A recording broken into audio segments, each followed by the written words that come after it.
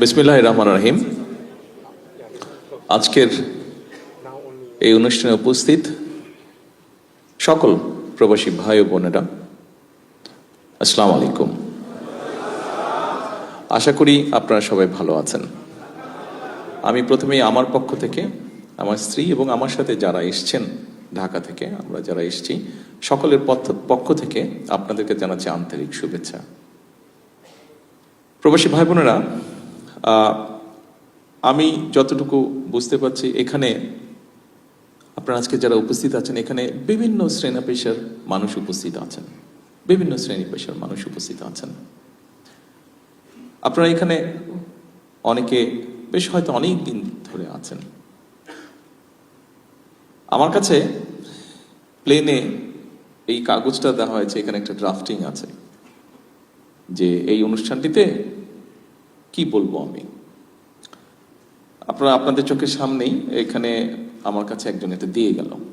তা কথার ফাঁকে যখন ওখানে ওনারা কথা বলছিলেন, দোয়া হচ্ছিল, আমি এই ফাঁকে একটু দেখলাম।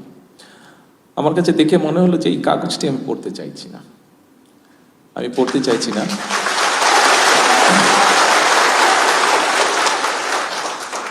আমি এতগুলো বাংলাদেশি যখন আমার সামনে আছে, আপনারা যারা এখানে বিভিন্ন কারণে এই দেশে আছেন, আপনাদের সাথে আমি আমার কিছু চিন্তা ভাবনা আপনাদের সাথে শেয়ার করতে চাই। আমার মনে হয় আজকে বোধহয় সেটাই বোধহয় উপযুক্ত হবে। প্রিয় ভাই বোনেরা, আপনারা যখন এখানে আছেন, আপনারা যেমন দেশের এখানে থেকে কষ্ট করে যেই কষ্টটা করছেন তার বিনিময়ে যেই অর্থটি পাচ্ছেন এবং সেটি যখন দেশে পাঠাচ্ছেন, সেটা যেমন বাংলাদেশের জন্য উপকার হচ্ছে, ঠিক এই দেশটিকে গড়তেও কিন্তু আপনারা সাহায্য করছেন, এই দেশটিকে গড়ে ওঠার জন্যও কিন্তু আপনারা কাজ করছেন। অর্থাৎ আপনারা একসাথে কিন্তু ওই নেবে বলা যায় দুটো দেশ গড়ে তুলছেন ধীরে ধীরে। এক নিজের দেশ, দুই যে দেশে আপনারা আছেন সে দেশটি। আসার সময় আমি লাস্ট এসেছিলাম এখানে 2014 সালে, 2014-তে আমি কোকুকে দেখতে এসেছিলাম, আমার ছোট ভাইকে ওইখানে ছিল। তারপরে আমার আর আসার সুযোগ হয়নি। আমি যখন আজকে আসছি, অনেক কিছুর সাথে একটা জিনিস আমার চোখে খুব পড়লো। রাস্তাঘাটগুলো অনেক পরিষ্কার ঢাকা থেকে, রাস্তাঘাটগুলো অনেক পরিষ্কার ঢাকা থেকে। শুধু ঢাকাই বা বলি কেন, বাংলাদেশের কম বেশি সকল জায়গা থেকে রাস্তাগুলো, এখানকার রাস্তাগুলো পরিষ্কার। এয়ারপোর্ট থেকে এই পর্যন্ত যখন আসলাম, দেখুন এই রাস্তাগুলো পরিষ্কার যারা রাখতে সহযোগিতা করছে, তাদের মধ্যে কিন্তু আমাদের ভাইরাও আছে। আমার প্রশ্নটা হলো, আমরা যদি বিদেশে পরিষ্কার রাখতে পারি, আমরা কেন দেশে পারবো না? আমরা কেন দেশে পারবো না? আমি এই কথাটাই আপনাদের সাথে শেয়ার করতে চাইছি। আপনারা যারা মালয়েশিয়াতে আছেন, আমাদের আরো বাংলাদেশি ভাইরা, প্রবাসী ভাইরা যারা পৃথিবীর বিভিন্ন দেশে আছেন, সবাই যখন বিদেশে যান, বিদেশে থাকেন, বিদেশে পরিশ্রম করছেন, যে দেশেই আছেন, সেই দেশটিকে যেমন গড়ে তুলতে সাহায্য করছেন, একই সাথে নিজের দেশকেও গড়ে তুলতে সাহায্য করছেন পরোক্ষভাবে। তা আমরা অন্য দেশ যদি গড়ে তুলতে সাহায্য করতে পারি, তা আমরা কেন নিজের দেশ করতে পারবো না? ডেফিনেটলি পারবো। হয়তো আমাদেরকে আরেকটু পরিকল্পনা করতে লাগবে। প্রিয় ভাই বোনেরা, আমি সেরকম বিষয় থেকে আজকে আপনাদের সামনে আমি কতগুলো কথা তুলে ধরতে চাই, আমাদের কিছু চিন্তা ভাবনা। যেমন প্রথমে যদি ধরি যে এই যে মালয়েশিয়া সরকারের আমন্ত্রণে গত নির্বাচনে আমরা যখন আলহামদুলিল্লাহ আল্লাহর মতে জয়যুক্ত হলাম, প্রথম যে কয়েকজন ব্যক্তি আমাকে ফোন করে অভিনন্দন জানিয়েছিলেন, তার মধ্যে ডক্টর আনোয়ার ইব্রাহিম, মালয়েশিয়ার প্রধানমন্ত্রী, উনি তার মধ্যে প্রথম দুই একজনের মধ্যে উনি একজন। এবং উনি আমাকে আমন্ত্রণ জানিয়েছেন আসার জন্য, সেই আমন্ত্রণেই আজকে এখানে এসেছি। কালকে ইনশাল্লাহ ওনার সাথে দেখা হবে, ওনার সাথে আমরা কথা বলবো। আমি জানি এখানে অনেকেই জানতে চাচ্ছেন হয়তো কি কি কথা হতে পারে। এটি জানতে চাচ্ছেন। হ্যাঁ, আমরা কিছু বিষয়ে কথা বলবো। এখানে প্রথমেই মালয়েশিয়া বলে যে বিষয়টি আছে, সেই বিষয়টি হচ্ছে যে আমাদের এখানে বহু শ্রমিক কাজ করেন অনেক দিন ধরে, যে কোনো কারণেই হোক আমাদের দেশ থেকে এখানে মানুষ আসতে পারছে না, কাজ নিয়ে জব নিয়ে এখানে আসতে পারছে না। একটি সমস্যা হয়তো তৈরি হয়ে আছে, আমরা তাদের সাথে আলোচনা করব ওনাদের সাথে যে এই সমস্যাটা আমরা কিভাবে কাটিয়ে উঠতে পারি, এটি যেরকম একটা আছে। একই সাথে আমাদের অনেক প্রবাসী ভাইরা আছে যারা বিভিন্ন কারণে, তাদের অনিচ্ছাকৃত কারণ হোক, বিভিন্ন কারণে অনেকেই বিভিন্নভাবে এই দেশের আটকে আছেন, দেশে ফিরতে পারছেন না। যতটুকু আমাদের কাছে হিসাব আছে প্রায় 2000-এর কাছাকাছি হবে মানুষ, বোধহয় বিভিন্নভাবে মিলিয়ে মানুষগুলো বিভিন্ন জায়গায় আটকে আছে। আমরা চেষ্টা করব এই মানুষগুলোকে কিভাবে এখান থেকে মুক্ত করা যায়, অন্তত ওনাদের সাথে আলোচনা করব এখানকার সরকারের সাথে। একই সাথে কিন্তু আমরা আরো বিষয় নিয়ে আলোচনা করতে চাই। যেমন আমরা জানি মালয়েশিয়া সেমিকন্ডাক্টর বা কম্পিউটার বা আইটি এই সেক্টরে ভালো। আমরা চাই যে তাদেরকে বাংলাদেশে আমন্ত্রণ জানাতে, এই দেশের ব্যবসায়ীদেরকে আমন্ত্রণ জানাতে বাংলাদেশে, যে তারা এই সেক্টরগুলো, আইটি হোক, এখানে অনেক ইন্ডাস্ট্রিজ আছে, ছোট ছোট অনেক ইন্ডাস্ট্রিজ আছে, টয় ইন্ডাস্ট্রি আছে, ইলেকট্রনিক ইন্ডাস্ট্রি আছে, এইগুলো দেশে তারা ইনভেস্ট করবে কিনা, বাংলাদেশে ইনভেস্ট করবে কিনা। অর্থাৎ আমরা শুধু একটা জায়গায় সীমাবদ্ধ থাকতে চাইছি না। আমরা যেটা জানি, মালয়েশিয়া বললেই আমরা মনে করি যে ঠিক আছে শ্রমিক, এই শ্রমিকদেরকেও আমরা চাইছি যে পরবর্তীতে যারা আসবে শ্রমিক, ওনাদেরকেও আমরা চাইছি শুধু যাতে অদক্ষ শ্রমিক না আসে, দক্ষ শ্রমিক যেতে আছে দেশ থেকে সবাই শ্রমিক। ইভেন আমিও একজন শ্রমিক, আমি যখন কাজ করছি আমিও শ্রমিক, হয়তো ডিফারেন্ট প্যাটার্নের শ্রমিক, কিন্তু আমিও একজন শ্রমিক। কাজেই বাংলাদেশ থেকে যারা আসবেন, সেটা মালয়েশিয়া হোক, পৃথিবীর অন্য কোনো দেশে হোক, তাদেরকে আমরা ট্রেনিং দিতে চাইছি। এই যে এখান থেকে আমি চায়নাতে যে যাব, এখান থেকে সেখানে তাদের সাথে আলাপ করব, এখানে মালয়েশিয়ানদের সাথে আলাপ করব। এর মধ্যে আমাদের জার্মানদের সাথে আলাপ হয়েছে, জাপানিজদের সাথে আলাপ হয়েছে, আমাদের ব্রিটিশদের সাথে আলাপ হয়েছে। আমাদের দেশে যে টেকনিক্যাল ইনস্টিটিউশনগুলো আছে, এগুলো আমরা ডেভেলপ করতে চাই, এগুলোকে আমরা আপগ্রেড করতে চাই। কি আপগ্রেড করতে চাই? আমরা কাজ করছি, আমরা বের করার চেষ্টা করছি যে আমাদের দেশের প্রায় 1.5 কোটি মানুষ পৃথিবীর বিভিন্ন দেশে আছে। এই 1.5 কোটি মানুষগুলো সাধারণত কি ধরনের কাজ করছে, 1 নম্বর। দ্বিতীয়ত হচ্ছে যে আগামী 10 বছর কোথায় কোথায় বাংলাদেশ থেকে মানুষ বিভিন্ন টাইপের কাজ নিয়ে, বিভিন্ন ডিফারেন্ট ক্যাটাগরির জব নিয়ে তারা যেতে পারে, কি সেইগুলো, সেটাকে আমরা বের করার চেষ্টা করছি। অলরেডি দায়িত্ব দেওয়া হচ্ছে সরকারের কনসার্ন ডিপার্টমেন্টকে, তারা কাজ করছে, সেটা বের করার চেষ্টা করছি।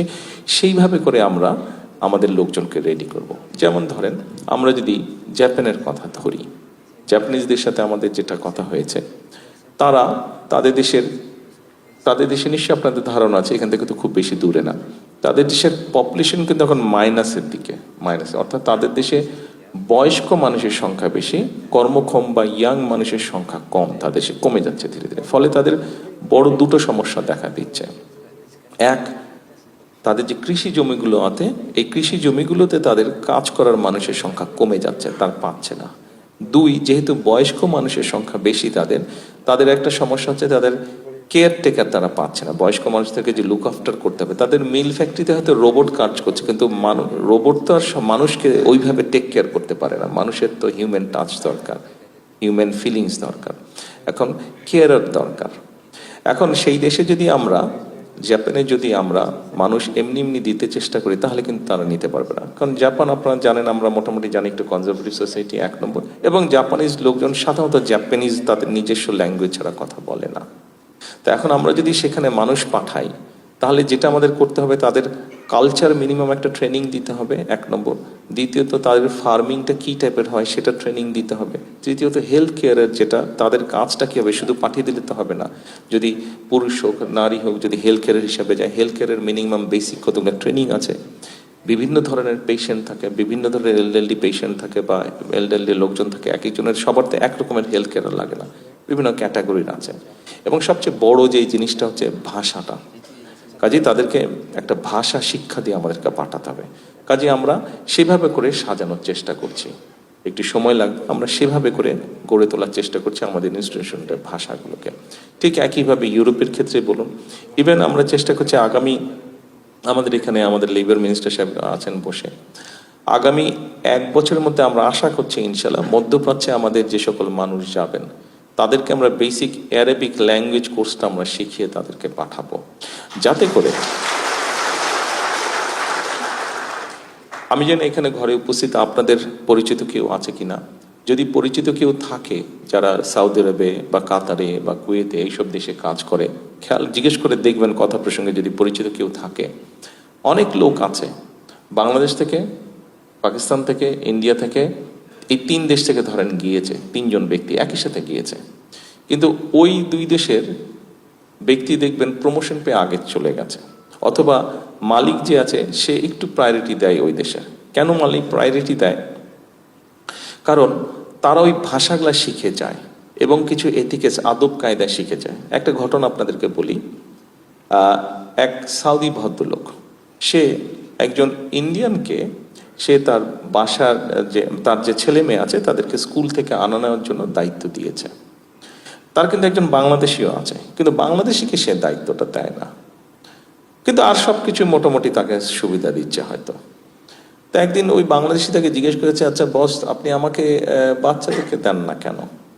তো বলে যে, দেখ তুই সবই ভালো, সবকিছু আছে বুঝলাম, কিন্তু তুমি তো ইংরেজি বলতে পারো না, আর ওই যে ইন্ডিয়ানটা আছে ও ইংরেজি বলতে পারে, ফলে যেটা হচ্ছে আমার বাচ্চারা যখন স্কুল থেকে বাসায় আসে তখন কিন্তু তারা ওর সাথে কথা বলে, ও তাদের সাথে কথা বলে, ভালো মন্দ সবকিছু কথা বলতে বলতে আসতে পারে, ওদের কোনো সুবিধা অসুবিধা বলতে পারে, কিন্তু তুমি তো সেটা পারছো না, সেই জন্য তোমাকে আমি ওখানে দিচ্ছি না।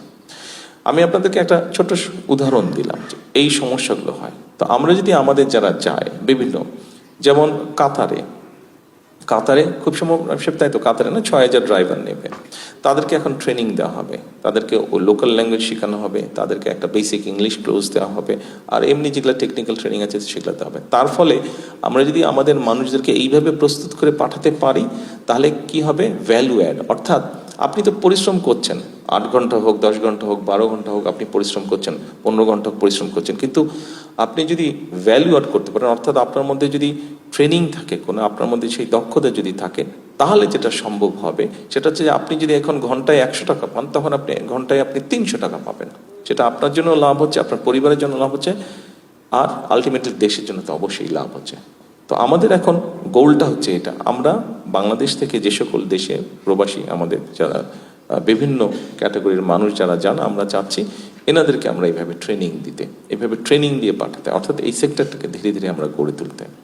এখন আসলে এটা গেলে সংক্ষেপে একটি বিষয়, আমাদের আরেকটি চিন্তা ভাবনার কথা আপনাদের সামনে তুলে ধরি। যেহেতু বিদেশে আছেন, সারাক্ষণ মন তো দেশে পড়েই থাকে সবার, হয়তো অনেকেরই ফ্যামিলি আছে, তারপরেও দেশে মন পড়ে থাকে, হয়তো প্রতি 15-20 মিনিট, আধা ঘন্টা, 1 ঘন্টা অন্তর অন্তর মাঝে মাঝে ফ্যামিলির সাথে হয়তো টুকটাক মেসেজ আদান প্রদান করছেনই আপনারা কম বেশি সবাই। এখন নিশ্চয়ই আপনারা একটা ইনসিডেন্ট বা ঘটনা তো না, একটা অনুষ্ঠান গতকাল নিশ্চয়ই আপনারা দেখেছেন, আর্মি স্টেডিয়ামে একটা অনুষ্ঠান হয়েছে।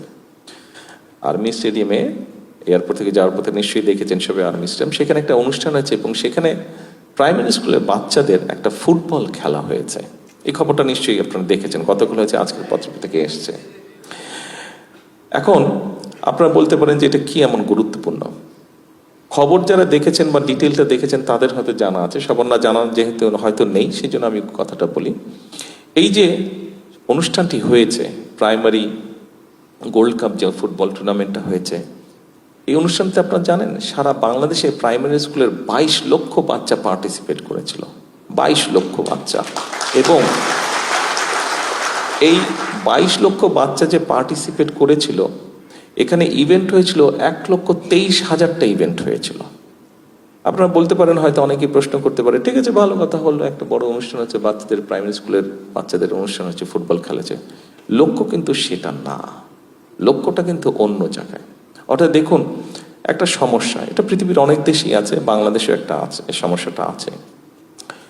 এখন এই সমস্যাটাকে তো আপনাকে অ্যাড্রেস করতে হবে এবং একই সাথে আপনাকে আরো অনেকগুলো পরিকল্পনা চিন্তা করতে হবে। আসুন সমস্যা কি সেটা আমরা তুলে ধরি সংক্ষেপে। সমস্যাটা হচ্ছে ড্রাগের একটা সমস্যা, আপনারা জানেন কম বেশি আমাদের সমাজে আছে।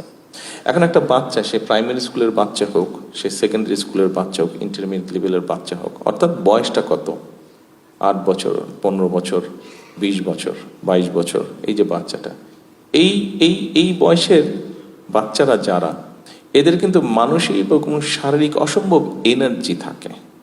আমরা এই বয়সটা পার হয়ে এসেছি, কাজে আমরা জানি এই গাছে উঠে যাচ্ছে, এই দেওয়ালে উঠে যাচ্ছে, এই পুকুরে ঝাঁপ দিচ্ছি, কিছু একটা করছি, মানে অর্থাৎ কিছু একটা করতে ইচ্ছা করে, সারাক্ষণ মাইন্ড কাজ করছে, মন কাজ করছে, সারাক্ষণ ব্রেন কাজ করছে, এবং আমরা সেটা তো বার্ন করতে হবে কোথাও। এখন দেখেন দেশে খেলার মাঠগুলো হয় দখল হয়ে গিয়েছে, এই গল্প বলে তো আর লাভ নাই, এটা কম বেশি সবাই আমরা জানি। খেলার মাঠ বলতে গেলে নেই দেশে। আচ্ছা, শহরগুলোতে বলতে গেলে ঢাকা শহরে তো নেই, বড় শহরগুলোতেও খুব লিমিটেড। এখন এই বাচ্চাগুলোকে তো আপনার একটা এভিনিউ দিতে হবে, তাদের যে এনার্জিটা, মানসিক এবং শারীরিক যে এনার্জিটা, তো বার্ন করার জায়গা দিতে হবে। আপনি যখন তাকে খেলার সুযোগ দিবেন না, বন্ধ করে দিবেন, আপনি যখন তার, অনেকের মধ্যে অনেক কোয়ালিটি আছে, এখানে আপনারা আছেন অনেকে, আপনারা যে আমাদের বিভিন্ন জাতীয় দিবস হয়, 26শে মার্চ হয়, 16ই ডিসেম্বর হয়, 21শে ফেব্রুয়ারি, অনেকেই আপনারা কিন্তু গান করেন, অনেকে মিউজিক্যাল ইনস্ট্রুমেন্ট বাজান, অনেকে কেরাত প্রতিযোগিতা করেন, স্পোর্টসে অনেকে ভালো আছেন। এই যে আপনাদের মধ্যে এই কোয়ালিটিগুলো, একটা মানুষ, বাচ্চারা যারা আছে, যেই বাচ্চাগুলোর আমি কথা বললাম, এই বাচ্চাগুলোর মধ্যে তো এই এনার্জিটা আছে এবং তাদের এই কোয়ালিটি আছে। অনেকের কারো গান শিখতে ইচ্ছা করে, কারো নাচ শিখতে করে, কারো ছবি আঁকতে ইচ্ছা করে, কারো কবিতা আবৃত্তি করতে ইচ্ছা করে, কারো কেরাত প্রতিযোগিতা করতে ইচ্ছা করে। এখন আমাদের এরা আমাদের সন্তান, আমাদের ভবিষ্যৎ, আমাদেরকে তো উপায় বের করে দিতে হবে যে সে যাতে সঠিক ডাইরেকশনে থাকে। এরকমই একটি ডাইরেকশন হচ্ছে, আমরা চাইছি যে আমাদের বাচ্চাদেরকে আমরা খেলার মাঠে ফিরে নিয়ে আসি। সারাদিন ফেসবুক থাকা অথবা অন্য কোনো আকর্ষণ থেকে, অন্য কোনো কিছুর ভিতর থেকে আমরা আস্তে আস্তে আমাদের জেনারেশনটাকে নিয়ে আসি প্রোডাক্টিভিটিতে। এবং সে কারণেই এই প্রাইমারি স্কুলে আমরা খেলার আয়োজন করেছি। শুধু তো ফুটবল হয়েছে, ইনশাল্লাহ অন্য স্পোর্টস, অর্থাৎ একটি বাচ্চা, আমাদের মূল যেটি পরিকল্পনা হচ্ছে, লং টার্ম যেটি পরিকল্পনা হচ্ছে, একটি বাচ্চা, এখানে আপনাদের যাদের ফ্যামিলি আছে, যাদের ছেলেমেয়েরা আছে স্কুলে, আপনি দেখেন বাচ্চা যখন সকালে স্কুলে যাচ্ছে, খেলাধুলা লেখাপড়া সব করে যখন সে বিকেলে বা সন্ধ্যায় বাসায় আছে, তখন কিন্তু সে অসম্ভব টায়ার্ড থাকছে, কোনো রকমে হোমওয়ার্কটা করে ধাপাস ঘুমিয়ে পড়ছে সে, তাই না? তাই তো বিষয়টা। অর্থাৎ আমরা চাইছি আমাদের বাচ্চারা সকালবেলা যাবে, স্কুল করবে, খেলাধুলা করবে, অথবা অন্য যে তার যেই কোয়ালিটি থাকবে, যেই এক্সট্রা ক্যারিকুলামের কোয়ালিটি থাকবে, সেইটার সুযোগ তাকে দেওয়া হবে। অর্থাৎ একটা প্রোডাক্টিভ ভাবে তার টাইমটা, তার মেধাটা, তার শক্তিটা, সবকিছু সে একটা প্রোডাক্টিভ কিছুতে প্রয়োগ করে। সেই ফেসবুক বলেন, ইন্টারনেট বলেন, বা অন্য খারাপ কিছু বলেন, সেখান থেকে ধীরে ধীরে ধীরে ধীরে এদেরকে বের করে নিয়ে আসা। অর্থাৎ আমরা আসার সময় যে সাইনবোর্ডটা দেখলাম, এডুকেশন ফার্স্ট না কি জানি একটা দেখলাম না, তুমি দেখালে যে, হ্যাঁ, এডুকেশন ফার্স্ট, এখানে আসার সময় নিশ্চয়ই আপনাদের চোখে পড়েছে, আমি দেখিনি, জুবায়েদা উনি দেখেছেন, একটা সাইনবোর্ড কোনো এক জায়গায় এয়ারপোর্ট রোডে লেখা ছিল এডুকেশন ফার্স্ট, এডুকেশন ফার্স্ট, বিরাট একটা জায়গায় লেখা ছিল, উনি আমাকে বললেন এডুকেশন ফার্স্ট। অর্থাৎ আমাদের টার্গেটটা হচ্ছে এটা। আমাদের বাচ্চাদের মধ্যে, আমরা অন্য দেশের প্লেয়ারদেরকে নিয়ে গল্প করি, দেখেন রিসেন্টলি আমাদের ইয়াং মেয়েরা বলেন, ছেলেরা বলেন, ক্রিকেট বলেন, ফুটবল বলেন, ভালো করছে, কিন্তু ইন্টারন্যাশনাল এভিনিউতে আমাদের ছেলেমেয়েরা কিন্তু ভালো করছে। দেখেন যখন আপনি পত্রিকা পড়েন যে মেয়েরা ফুটবলে চ্যাম্পিয়ন হয়েছে, ছেলেরা ক্রিকেটে ভালো করেছে, ভালো লাগে না নিজের কাছে? নিজে তো ভালো, তো এটা তো আমাদেরই সন্তান। আমাদের লক্ষ্যটা ওটাই হচ্ছে, অর্থাৎ আমরা আমাদের বাচ্চাদেরকে খেলাধুলায় নিয়ে যেতে চাইছি, যে খেলুক। আমরা স্কুল থেকে, সরকার থেকে ব্যবস্থা করবো, স্কুলগুলোতে বিভিন্ন রকম খেলার ব্যবস্থা করব। আমরা একটা প্রতিযোগিতা শুরু করেছি, আপনাদের অনেকেরই একটা নাম খুব পরিচিত আছে, নতুন করি। এটা শহীদ রাষ্ট্রপতি জিয়াউর রহমান কারিকুলাম ছিল, গান, কবি, ছবি আঁকা, এগুলা। এটার সাথে আমরা নতুন একটা অ্যাড করেছি, নতুন একটা সাবজেক্ট অ্যাড করেছি, সেটা হচ্ছে স্পোর্টস। নতুন করিতে ওটা আছে, এটা স্পোর্টস। অর্থাৎ আমরা স্কুল লেভেলে, স্কুলের সিলেবাসের মধ্যে আমরা খেলাধুলাকে নিয়ে যাব। মোটামুটিভাবে এই পর্যন্ত নতুন কুড়ি স্পোর্টসের মধ্যে 8টা স্পোর্টসকে বাছাই করা হয়েছে, এবং স্কুল পর্যায়ে সিলেবাসের মধ্যে আমরা স্পোর্টস 5টা স্পোর্টস আমরা স্কুল পর্যায়ে দিব আমরা সিলেবাসের মধ্যে। এটা ইনশাল্লাহ আগামী বছর থেকে শুরু হবে না স্পোর্টস, আগামী বছর থেকে এটা শুরু হবে। ওকে, ওর সিলেবাসটা, স্পোর্টসের সিলেবাসটা এমনভাবে তৈরি করার চেষ্টা করছি আমরা যে ওর ফুটবলটা, ও যেরকম অঙ্ক, ইতিহাস, বাংলা, ইংরেজি, ভূগোল যেভাবে সাবজেক্ট হয়, খেলাটা ওর একটা সাবজেক্ট থাকবে, ওইটাতে ওকে পাশ করতে হবে। ওটাতে পাশ না করলে কিন্তু পরীক্ষা পাশ হবে না। কাজে এইভাবে করে আমরা নিয়ে আসতে চাইছি। ঠিক একইভাবে আরেকটি বলি আপনাদেরকে, আমি আমার চিন্তাগুলা কি করতে চাইছি, যেহেতু সরকারের দায়িত্ব আমাদেরকে দিয়েছে জনগণ, আমরা কি করতে চাইছি, আমি কি করতে চাইছি আপনাদের সাথে শেয়ার করছি। এটাই আজকে আপনাদের সাথে কথা বলার সুযোগ হচ্ছে, সেই সুযোগটা আমি এইভাবে নিচ্ছি। আমি আমার চিন্তাগুলো আপনাদের শেয়ার করতে চাইছি। যদি মনে করেন যে কোনোটা চিন্তা পছন্দ না, বলবেন আমাকে। আচ্ছা, আসেন আরেকটা বিষয় শেয়ার করি আপনাদের সাথে। কয়েকদিন আগে, আমি জানি না আপনারা খেয়াল করেছেন কিনা কেউ কেউ, আমরা ছোট যখন ছিলাম, অনেকেরই এখানে সেই এক্সপেরিয়েন্স আছে, একটা অনুষ্ঠান হতো, অনেক কমে গিয়েছে দেখেছি অনুষ্ঠানটা, এটাকে আমরা আবার রিভাইভ করার চেষ্টা করছি অনুষ্ঠানে। সেটা সায়েন্স ফেয়ার হতো, কিন্তু সারা দেশে বিভিন্ন স্কুলে আমরা বিজ্ঞান মেলা হতো। আমরা ইনোভেশন নামে আমরা একটি অনুষ্ঠান শুরু করেছি। এই অনুষ্ঠানটি উপজেলা, জেলা পর্যায়ে হয়ে গিয়েছে। গত সপ্তাহে জেলা পর্যায়ে হয়েছে সারা বাংলাদেশের। এটা আগামী 29 তারিখে চীন মৈত্রীতে নেশন ওয়াইড, যেটা ন্যাশনাল, যেটা ইনশাল্লাহ চীন মৈত্রীতে হবে। অর্থাৎ আমরা আমাদের বাচ্চাদেরকে, আমাদের ছেলে মেয়েদেরকে আমরা ইনোভেটিভ, যে যার যেটা মাথায় যেটা আছে, 2জন বন্ধু হোক, 3জন বন্ধু হোক, নিজে সে একা হোক, কি সে করতে পারে, কি সে চিন্তা করে, তার কোনো কিছু ইনোভেট করার, কিছু আবিষ্কার করার, কিছু বানানোর কি সেটা চিন্তা, সেইটা সে যাতে বহিঃপ্রকাশ করতে পারে, সেটার যাতে প্রতিফলন সে ঘটাতে পারে, সেইটার জন্য আমরা অনুষ্ঠান শুরু করেছি। সেই অনুষ্ঠানটার ফাইনালটা হবে, নেশন ওয়াইডটা হবে ইনশাল্লাহ 29 তারিখে চীন মৈত্রীতে হবে। গেল খেলা, গেল ইনোভেশন। এবার আসেন, এরপরে আমরা স্কুল সিলেবাসের মধ্যে যেটা নিয়ে আসতে চাইছি। আমি এই জন্য বাচ্চাদের কথা বলছি বা স্কুলের কথা বলছি, আপনাদের সামনে তুলে ধরছি এই কারণে, এরা আমাদের ভবিষ্যৎ। আমাদেরকে তো আমাদের ভবিষ্যৎটা ঠিক করতে হবে। আমরা যদি ভবিষ্যৎটা ঠিক না করি, আমরা শুধু অন্য দেশের বাচ্চাদের দিকে চাই থাকবো, আরে এত ভালো করে ফেললো, ও এত ভালো করে ফেললো, অমুক দেশের বাচ্চা এত ভালো করে ফেললো। আরে ভাই, আমাদের নিজেদের বাচ্চাদের খবর নাই, এটা কোনো কথা হলো? আমাদের নিজেদের বাচ্চাদেরকে রেডি করতে হবে, বিকজ এদেরকে যদি আমরা মানুষ করে গড়ে তুলতে পারি, তাহলেই বাংলাদেশটা একদিন টার্ন রাউন্ড করবে। এটা, this is how I see it, how I believe it. একই সঙ্গে কালচার, আমরা যেটা করতে চাইছি, আমরা 5-6টা সাবজেক্ট রাখবো কালচার। একটা হতে পারে আর্ট, মিউজিক হতে পারে, কবিতা আবৃত্তি হতে পারে, কেরাত প্রতিযোগিতা হতে পারে। এই সাবজেক্টগুলো আমরা স্কুল সিলেবাসের মধ্যে নিয়ে আসবো। অর্থাৎ কেউ যদি গান শিখে, তাকে ওই গান ওইভাবে শেখার আমরা ব্যবস্থা করব, এবং তাকে পরীক্ষা হবে রীতিমতন।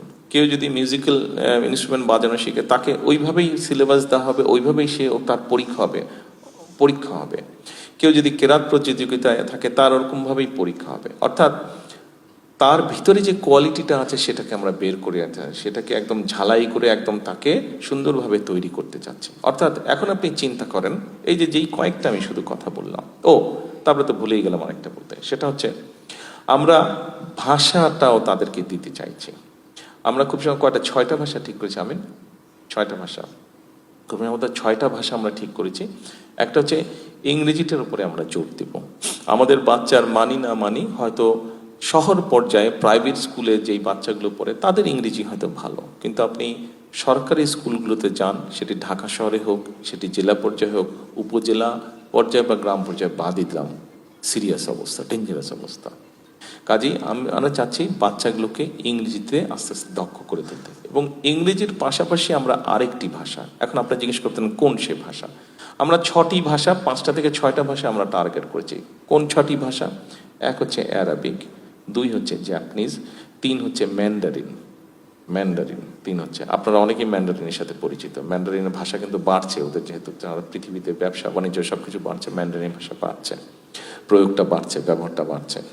ম্যান্ডারিন 3, 4 হচ্ছে জার্মান, বললাম জার্মান, অ্যান্ড ইটালিয়ান ল্যাঙ্গুয়েজ, বোধহয় 5 ইটালিয়ান ল্যাঙ্গুয়েজ। এই 5টা ভাষা আমরা যে বাচ্চা 5টাই শিখবে, যে নট দ্যাট, সে যে 5টা শিখবে নট দ্যাট, এখন তার যেটা ইচ্ছা সে শিখবে, বাট ইংরেজিটা তাকে শিখতে হবে, ইংরেজির সাথে আরেকটা ভাষা সে শিখবে, সেটা এই যে কটা বললাম এর মধ্যে একটা হতে পারে। এখন আপনি চিন্তা করে দেখেন, আপনি একটা জিনিস চিন্তা করে দেখেন, আমি জিনিসটা এইভাবে চিন্তা করছি। একটা বাচ্চা আজকে ক্লাস 1তেই বলেন বা 3তেই বলেন, 5এই বলেন আছে, এই বাচ্চাটা এই যে আমরা যেই সুযোগগুলো তৈরি করতে চাচ্ছি, এই সুযোগগুলো যদি আমরা তাদেরকে তৈরি করতে পারি ক্লাস 1-এর থেকে, এবং এই বাচ্চাটা যদি ক্লাস 12 পর্যন্ত with some vocational training, theory and both practical, অর্থাৎ একটা জিনিস এটা নষ্ট হয়ে গেল, বাতিটা নষ্ট হয়ে গেলো, এটাকে কিভাবে ফিক্স করবে, এই ট্রেনিংটা যদি তাকে আমরা দিতে পারি, এরকম যদি আরও ট্রেনিং দিতে পারি, তো এরকম এটাও আমরা ইনক্লুড করছি ভোকেশনাল ট্রেনিংয়ের যে প্র্যাকটিক্যাল এবং থিওরি, এটা বোধহয় এটা ক্লাস 8 থেকে 12 পাবেন, 6 থেকে ক্লাস 12 পর্যন্ত, 6 থেকে ক্লাস 12 পর্যন্ত প্র্যাকটিক্যালটা হবে, থিওরিটা তার আগে নাকি? ও 6-7 থিওরি, 8 থেকে, হ্যাঁ, এই 6-7 থিওরি ওই বোর্ডের মধ্যে আছে, তো ওই জন্য ওকে মাঝে মাঝে জিজ্ঞেস করছি আমি। তো 6-7 হচ্ছে থিওরি, এবং তারপরে 8-9-10 প্র্যাকটিক্যাল। তো এখন চিন্তা করেন একটা বাচ্চা, এতক্ষণ যেই গল্পগুলো আপনাদেরকে বললাম, গল্প না আসলে, গল্প শব্দটা আমি বলেছি, গল্প না, এগুলো হচ্ছে আমাদের পরিকল্পনা, এবং আমরা ইনশাল্লাহ এগুলোকে বাস্তবায়ন করব, কাজ শুরু করে ফেলেছি আমরা। এখন কাজের আউটপুটটা পেতে একটু সময় লাগবে, কারণ সিলেবাসটাকে গুছাতে হবে। আপনি চিন্তা করেন, আপনি যদি ফুটবলের জন্য 5,000 টিচার নেন, বাস্কেটবলের জন্য 5,000 টিচার নেন, ভলিবলের জন্য 5,000 টিচার নেন, মানে 15,000 টিচার। এই 15,000 টিচারও তো আমাকে বের করতে হবে, 15,000 টিচার আমাকে রিক্রুট করতে হবে, 15,000 টিচারকে কিভাবে আমরা বেতন ভাতা দিয়ে দিব, সেটা একটা বিষয় আছে। তারপরে যদি চিন্তা করেন যে কালচার, এখন যে গানের টিচার বের করতে হবে ধরেন 5,000, কবিতা আবৃত্তির টিচার বের করতে হবে 5,000, আর্টের টিচার বের করতে হবে 5,000, গেল 15,000, 15 30,000। তারপরে খেলা গেল, কালচার গেল। এখন যদি আপনি অন্য আরো সাবজেক্ট যেগুলো থাকে, ভাষার টিচার, যেমন আমরা জাপানিজ ভাষার টিচার বাংলাদেশে পাচ্ছি না, এখন আমরা চেষ্টা করছি অনলাইনে জাপানের সাথে কানেক্ট করে কি করা যায়। ইটালিয়ান পেয়েছি আমরা, তো আমরা এনাফ টিচার পাচ্ছি না, সেই জন্য একটু সময় লাগছে, কিন্তু দেশের ভিতর থেকে আমরা চেষ্টা করছি টিচারগুলো, অর্থাৎ কাজগুলো শুরু হয়ে গিয়েছে, কাজগুলো শুরু করেছে। ইনশাল্লাহ আমরা আশা করছি আল্লাহর রহমতে যদি ঠিকঠাক মতন এগোতে পারি, আগামী বছর থেকে এই সিলেবাসটা ইন্ট্রোডিউস হচ্ছে, আগামী বছর থেকে। আচ্ছা, তো এখন আপনারা চিন্তা করে দেখেন জিনিসটা, এই ঘরে যারা আছেন, আপনাদের প্রত্যেকের ঘরেই, নিজেরই হোক, ভাইয়ের হোক, পরিবারের অন্য আপনজনের হোক, বোনের হোক, ছোট সন্তান আছে, প্রাইমারি স্কুলে বা সেকেন্ডারি স্কুলে যারা যায়, আপনারা এখানে প্রত্যেকের আছে, হয় নিজের প্রাইমারি স্কুল বা সেকেন্ডারি স্কুলের নিজের সন্তান আছে, অথবা ভাই বোন আত্মীয় স্বজনের সন্তান আছে। এই বাচ্চাটা আপনার ভাগিনা হোক, ভাতিজা হোক, যাই হোক না কেন, আপনি নিজে কল্পনা করে দেখেন, এই বাচ্চাটা যখন দুটো ল্যাঙ্গুয়েজ পারবে, ইংরেজির সাথে সাথে আরেকটা ল্যাঙ্গুয়েজ পারবে, ধরেন সে জাপানিজ ল্যাঙ্গুয়েজ পারে, সে যখন খেলাধুলার কোনো একটা খেলাধুলায় যখন সে মোটামুটিভাবে ভালো পারবে, সে যখন একটা মিউজিক্যাল ইকুইপমেন্ট বাড়াতে পারবে, সে যদি আর্ট করতে পারে, এই বাচ্চা যখন বড় হবে, তার যখন ভোকেশনাল বেসিক ট্রেনিং থাকবে, আপনি বলেন তো এই বাচ্চা যখন বড় হবে, ওকে কে ঠেকায় রাখতে পারবে কোন কাজে? সেটা দেশের ভিতরেই হোক, দেশের বাইরেই হোক, ওকে কাজে কে ঠেকিয়ে রাখতে পারবে? ওকে তো খুব ডিফিকাল্ট ওকে রাখা, ও যে কোনো দেশের যে কোনো বাচ্চার সাথে সে কম্পিট করতে পারবে। কাজেই আমাদের শিক্ষা নিয়ে, আমাদের বর্তমান ভবিষ্যৎ যারা, তাদেরকে নিয়ে আমাদের চিন্তা ভাবনা হচ্ছে এইটা। আমি আপনাদেরকে অনেক কিছু বলতে পারতাম, কিন্তু আপনাদেরকে আমি ভবিষ্যৎ আমি কিভাবে চিন্তা করছি, আমাদের যারা ভবিষ্যৎ দেশ গড়ে তুলবে। যেমন গতকালকে আমি বাচ্চাদেরকে যখন অ্যাড্রেস করছিলাম, আমি তো ওদেরকে একটা কথা বলেছিলাম, আমরা তো বুড়ো হয়ে যাচ্ছি, নেক্সট টার্ম তোমাদেরকে রেডি হতে হবে। আমি জিনিসটা ওভাবে দেখি, জিনিসটা ওভাবে বিশ্বাস করি বলেই আমি কথাটা ওইভাবে বলেছি, এবং জিনিসটা ওভাবে বিশ্বাস করি বলেই আমাদের পরিকল্পনাটা আমরা এইভাবে সাজাচ্ছি। এখন এরপরে আসুন, আমার আরেকটি কাজ বা চিন্তা ভাবনা আপনাদের সাথে আমি শেয়ার করতে চাই। সেটি হচ্ছে, এর মধ্যে আপনারা দেখেছেন আমরা সারা বাংলাদেশে খাল কাটার কর্মসূচি দিয়েছি। দেখলাম ব্যাপারটা নিয়ে অনেকে বেশ হাসি ঠাট্টা করছে। আমার পরিষ্কার মনে আছে, আব্বা যখন শুরু করেছিলেন তখন তো অনেক ইয়াং ছিলাম আমি, কিন্তু মনে আছে পরিষ্কার যে একদিন আমি পেপারেই পড়ছিলাম যে তৎকালীন অপোজিশনের কেউ একজন বলছে জিয়াউর রহমান খাল কেটে কুমির নিয়ে আসবে। তো দেখলাম ইদানিংও অনেকে এরকম কিছু কিছু কথাবার্তা বলছে। তো কথাবার্তা বলছে, ঠিক আছে, বলবি, সবাই তো আর আমাদের মতন বলবে না, যার যেটা ইচ্ছা বলুক, কিন্তু আমাদেরকে আমাদের কাজটা করতে হবে। এর মধ্যে আমি দেখলাম বেশ কয়েকটি টিভি চ্যানেল এবং অনলাইন নিউজও আমি দেখলাম যে তারা নিউজ করছে, বিভিন্ন জায়গায় আমরা খাল কাটা যে শুরু করেছি, আমরা তো খাল কাটা শুরু করলাম রোজার থেকে, খুব বেশি টাইম আমরা পাইনি কারণ বর্ষা চলে এসছে, অনেকগুলো খাল, বাট মোটামুটিভাবে বেশ এই পর্যন্ত 1000 কিলোমিটারের মতন সারা দেশে খাল কাটা হয়েছে। আমাদের খাল নতুন করে কাটা পুনর্খনন মিলিয়ে 1000 কিলোমিটারের মতন এবার হয়েছে। আমরা এখন আর পারবো না এই মাসের থেকে, আগামী যে জুলাই মাস থেকে তো আমরা পারবো না, আগামী কয়েক মাস, কারণ বর্ষা চলে আসছে। কিন্তু যেটা নিউজ দেখলাম এবং বিভিন্ন খবর যেটা জোগাড় করলাম, সব জায়গায় যে 100% ঠিকঠাক মতন হয়েছে তা না, ফাঁকি ঝুঁকি হয়েছে, সেটাও আমরা চেক করছি অনবরত, সেটা আমরা চেক করছি। ফাঁকি ঝুঁকি পেলেই আমরা চেষ্টা করছি ওটাকে আবার যাতে ঠিক করা হয়। বাট তারপরেও এই পর্যন্ত যেটা দেখলাম যে অনেক জায়গায় দেখলাম মানুষ পানি পাচ্ছে, কৃষকরা পানি পাচ্ছে। এখানে আপনারা যারা আছেন আপনারা অনেকেই কিন্তু গ্রামে বসবাস করেন, গ্রামে আপনাদের বসত বাড়ি আছে, বাড়িতে যান অথবা এখান থেকেও সোজা যান।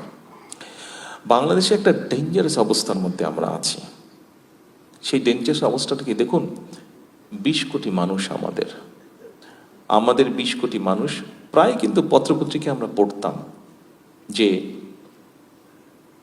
বিভিন্ন জায়গায় নদী শুকিয়ে যাচ্ছে, বিভিন্ন জায়গায় খাল বিল শুকিয়ে যাচ্ছে, মানুষ পানির অভাবে কষ্ট পাচ্ছে। অনেক সময় কিন্তু আপনারা যারা বিশেষ করে যাদের ফ্যামিলি চাষাবাসের সাথে সম্পৃক্ত আছেন, আপনাদের নিশ্চয়ই ধারণা আছে, আপনার বয়স যখন 15 বছর 18 বছর ছিল তখন আপনার পরিবার যারা ডিপ টিউবওয়েল ব্যবহার করতেন চাষবাসের জন্য, তখন যতটুকু গভীরে গেলে পানি পাওয়া যেত, এখন তার থেকে আরো 1-150 ফিট বেশি গভীরে যেতে হয় মিনিমাম। এই অভিজ্ঞতা নিশ্চয়ই এই ঘরে অনেকেরই আছে। আমি নিজে যখন ছোট ছিলাম, ধরেন আমার বয়স যখন 10-12 ছিল, তখন আমার পরিষ্কার মনে আছে ঢাকার ক্যান্টনমেন্টে আমরা যেই বাসায় থাকতাম, কোনো এক কারণে একবার একটা গর্ত করা হয়েছিল। ওই গর্তটা বোধহয় 6-7 ফিট, যখন গর্তটা খুললো দেখলাম পানি বের হচ্ছে। এখন ওই এলাকায় মিনিমাম 500 ফিট না গেলে পানি পাওয়া যায় না, আন্ডারগ্রাউন্ড ওয়াটার যেটা, পানি পাওয়া যায় না। এরকম আমি এই যে দেশের মধ্যে বিভিন্ন জায়গায় যাচ্ছি, অনেক জায়গা থেকে দেখলাম রিপোর্ট এসছে, বর্ষার সময় একদিকে বর্ষা মানে বর্ষায় ধুয়ে সাফা হয়ে যাচ্ছে সবকিছু, কিন্তু তার থেকে একটু দূরে কৃষকরা বর্ষার সময় পানির কষ্ট পাচ্ছে, ঠিকভাবে পানিটা প্ল্যান ওয়েতে পানিটা, অর্থাৎ তার খেতে সে বর্ষার সময়ও পানি দিতে পারছে না, পানিটা নিতে পারছে না। তখন আপনি চিন্তা করে দেখেন, এই যে নদী নালা খাল বিল শুকিয়ে যাচ্ছে, নদীগুলা ভরাট হয়ে যাচ্ছে, বর্ষার সময় পানি আসছে 7 দিন 10 দিন পানি থাকছে, 2 সপ্তাহ ম্যাক্সিমাম 3 সপ্তাহ পরে পানি নাই আবার। এখন 20 কোটি মানুষ প্রতিদিন পানি ব্যবহার করছে, এবং প্রতিদিন আমরা নিজেদের ব্যবহারের জন্যই হোক অথবা আমাদের কৃষিকার্যের জন্যই হোক না কেন, এই যে নিচে থেকে পানি ব্যবহার করছি, কিরকম একটা ডেঞ্জারাস অবস্থার মধ্যে আমরা যাচ্ছি। প্রতিদিন 20 কোটি মানুষের কি পরিমাণ পানি লাগে, এভারেজে একটা মানুষের সাধারণত প্রতিদিন 100 লিটার +- 100 লিটার মতন পানি ব্যবহার করে। তাহলে 20 কোটি মানুষ কত লিটার পানি ব্যবহার করে আপনি চিন্তা করে দেখুন। একটা জিনিস খেয়াল করে দেখবেন, বাংলাদেশে যাদের বাড়িঘরগুলো ওয়াটার বডি থেকে একটু দূরে, কোনো নদী পুকুর খালের থেকে দূরে, আপনি খেয়াল করে দেখবেন সেই এলাকার মানুষগুলোর কিন্তু স্কিন ডিজিজ বেশি হয়। কারণ হচ্ছে তারা এনাফ পানি পায় না, ফলে ঠিকভাবে হাত মুখ ধুতে পারছে না, গোসল করতে পারছে না, ফলে আস্তে আস্তে স্কিন ডিজিজ হয় ওইসব এলাকায় বা ওইসব ফ্যামিলিতে স্কিন ডিজিজ সমস্যা থাকে। এখন এই যে দেখেন স্কিন ডিজিজে মানুষের কষ্টের কথা বললাম, দৈনন্দিন কষ্টের কথা বললাম, পানি ব্যবহারের অসুখ বিসুখের কথা বললাম, কৃষির কথা বললাম, আমাদেরকে তো এটার একটা সলিউশন বের করতে হবে। আপনাদের নিশ্চয়ই মনে আছে একটা ঘটনা কম বেশি, এই 5ই আগস্টের পরে মাসটা হচ্ছে অগস্ট, তো ওই মাসের ওই বছরের বোধহয় খুব সম্ভব সেপ্টেম্বর মাসে হবে বোধহয় খুব সম্ভব, আপনার নোয়াখালী এলাকার দিকে বিরাট একটা বন্যা হয়েছিল। নোয়াখালী, লক্ষ্মীপুর, ফেনী 3টা জেলা মিলে বিশাল বন্যা হয়েছিল। নিশ্চয়ই আপনাদের অনেকেরই মনে আছে বন্যার কথাটা। আপনাদেরকে তাহলে বোঝানোর জন্য আরো ইজি করে আমি বলি, ধরেন একটা সুইমিং পুল, এখানে তো অনেক সুইমিং পুল আছে, আপনারা দেখেন একটা সুইমিং পুল, আপনারা চিন্তা করেন সুইমিং পুলের ডেপথ বেশি না, ধরেন 7 ফুট ডেপথ, গভীরতা 7 ফুট, কিন্তু সুইমিং পুলটা এইসব সুইমিং পুলের মতন না। ধরেন সুইমিং পুলটা 50 square mile, minimum 50 square mile, মানে আপনি যদি সেন্টার পয়েন্ট থেকে যেদিকেই যান 50 মাইল কিলোমিটার হবে, 50 কিলোমিটার বা মাইল যেটাই বলেন না কেন, মাইল হলে আরো বেশি হয়ে যাবে, কিলোমিটারও যদি ধরেন, এখানে কি মাইল না কিলোমিটার, যেহেতু কিলোমিটার আপনাদের বুঝতে সুবিধা সেজন্য কিলোমিটার, অর্থাৎ এই ফুলদানিটা টেবিলের মধ্যেখানে আছে, এখান থেকে আপনি যেদিকেই যান 50 কিলোমিটার, আর ডেপথ হচ্ছে 7 ফিট। এখন চিন্তা করেন এই বড় এই সুইমিং পুলটাতে কি পরিমাণ পানি আছে, চিন্তা করতে পারছেন কি পরিমাণ? চোখটা বন্ধ করে 3 সেকেন্ডের জন্য চোখটা বন্ধ করে চিন্তা করেন কি পরিমাণ পানি। এই যে বন্যার যেটার কথা বললাম, এই বন্যাটার সময় ব্যাপারটা অনেকটা এরকমই হয়েছিল। এখানে ফেনী, লক্ষ্মীপুর, নোয়াখালী থেকে কেউ আছেন? ওয়াও, বেশ অনেকজন আছেন, গুড, থ্যাংক ইউ। তো এখন আপনারা চিন্তা করে দেখেন, যেহেতু এটা আপনারা ওই এলাকার মানুষ, আপনারা চিন্তা করে দেখেন, অথবা যে যার জেলা সেই জেলাটাই চিন্তা করে দেখেন, এই 3টা জেলা মোটামুটি ব্যাপক পুরাটা কিন্তু সেই প্রায় 3 সপ্তাহের মতন, 2.5 সপ্তাহের মতন পানির নিচে ছিল। কি পরিমাণ পানি! 3 সপ্তাহ পরে কিন্তু এক পানি নাই, আর পানি নাই, এতগুলা পানি নাই। আপনি পানি ক্রিয়েট করতে পারবেন? পানি আপনি ক্রিয়েট করতে পারবেন? আপনি পানি ক্রিয়েট করতে পারবেন না। কোথায় গেল পানিগুলো? সব সমুদ্রে চলে গেল। আমরা যেটা করতে চাইছি, এই যে পানিটা 2 সপ্তাহ বা 3 সপ্তাহের জন্য ছিল, এই যে বিশাল এক সুইমিং পুলের পানি, 50 স্কোয়ার মাইল সুইমিং পুলের পানি, এই পানিটাকে আমরা ধরে রাখতে চাইছি, পানিটাকে আমরা ধরে রাখতে চাইছি। এই জন্যই আমরা সারা দেশে খাল খনন করতে চাইছি। এই খালগুলোর ভিতরে যখন বর্ষার সময় বাড়তি পানিগুলো আসবে, এই খালগুলোর ভিতরে আমরা নিয়ে যেতে চাইছি। অর্থাৎ খালগুলোর ভিতরে নেওয়ার কয়েকটি উদ্দেশ্য বা লক্ষ্যের মধ্যে একটা হচ্ছে যে আমাদের এই যে আন্ডারগ্রাউন্ড ওয়াটার লেভেল যে নিচে চলে যাচ্ছে, আস্তে আস্তে এটাকে আমাদের রিচার্জ করতে হবে।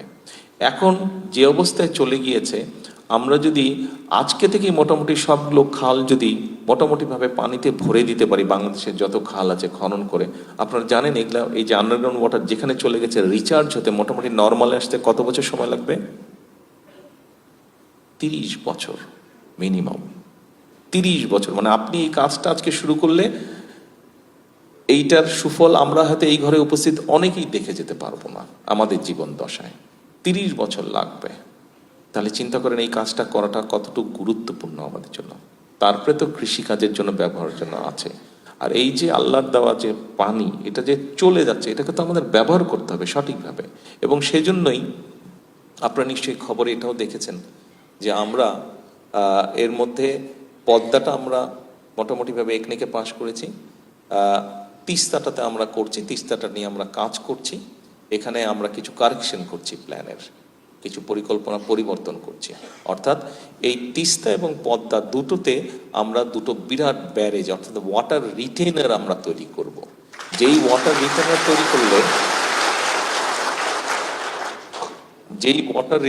করলে আমরা লক্ষ লক্ষ টন পানি বর্ষার সময় আমরা ধরে রাখতে পারবো। ড্রাই সিজনে এটিকে আমরা আমাদের সুবিধা মতন আস্তে আস্তে আমরা এটিকে আমরা ছাড়বো। বিশেষ করে পদ্মাটা আমাদের জন্য খুব গুরুত্বপূর্ণ, এই জন্য তিস্তার মতন পদ্মা দুটোই গুরুত্বপূর্ণ। পদ্মাটা আমাদের গুরুত্বপূর্ণ, পদ্মার সাথে যেই পানিটা গেছে, পদ্মা নদী দিয়ে যমুনা নদীতে যেই পানিটার বঙ্গোপসাগরে পুরো গিয়ে পড়েছে, এই পানিটাকে যদি আমরা ফ্লোটা ঠিক করে ছেড়ে দিতে পারি, তাহলে এখন এই ফ্লোটা কমে যাওয়ার কারণে সমুদ্রের পানি ভিতরে ঢুকছে, সুন্দরবনের ওদিক দিয়ে ভিতরে ঢুকছে। ফলে হচ্ছে কি সবকিছু নোনতা হয়ে আমাদের কৃষি জমি থেকে আরম্ভ করে সবকিছু নষ্ট হয়ে যাচ্ছে, গাছপালাগুলো নষ্ট হয়ে যাচ্ছে, ওখানকার পশু পাখিকে এফেক্ট হচ্ছে। কিন্তু আমরা যদি এই বিরাট ওয়াটার রিটেনারটা তৈরি করতে পারি, তখন এখান থেকে আমরা মেজার্ড ওয়েতে আমরা পানি ছাড়তে পারবো। ফলে ওই প্রেশারটাকে তখন আমরা ম্যানেজ করতে পারবো, ওই প্রেশারটাকে ব্যালেন্স করতে পারলে সমুদ্রের পানিটা তখন আর ভিতরে ঢুকবে না। ফলে জিনিসটা আস্তে আস্তে আস্তে আবার আমরা হয়তো ঠিক করে আনতে পারবো। ঠিক একইভাবে আমরা তিস্তাতে এখন যেরকম আছে, তিস্তা ব্যারেজ আছে, তিস্তার ভিতরে আমরা খালগুলোতে পানি নিয়ে যেতে পারবো, কিন্তু এনাফ না সেটা। এবং সেই জন্যই আমরা যেটা আমরা কথা বলবো, এই যে আমরা যাচ্ছি, আমরা ওদেরকে বলবো, ওদের থেকে টেকনিক্যাল, ওদের সেই অভিজ্ঞতা আছে, আমাদের সেই টেকনিক্যাল অভিজ্ঞতা এখনো অতটা হয়তো নেই আমাদের। তারপরে আমাদেরও ইঞ্জিনিয়াররা আছে, ওনারাও চেষ্টা করছেন যে আমরা ওদেরকে বলবো যে আমাদেরকে এই ওয়াটার রিটেনার তারা তৈরি করে দিতে পারে কিনা, যেটা আমরা আমাদের কৃষিকাজ হোক, ব্যবহারের জন্য হোক, সব কিছুতে আমরা এটা ব্যবহার করব। অর্থাৎ আমরা আমাদের এই সম্পদগুলোকে আমরা, পানি সম্পদটাকে আমরা আমাদের কাজে ব্যবহার করতে চাই। এখন আপনাদের সামনে গেল পানির কথা, গেল আমাদের ভবিষ্যৎ প্রজন্মের কথা। এখন আরো দু একটি বিষয় আপনাদের সামনে তুলে ধরতে চাই।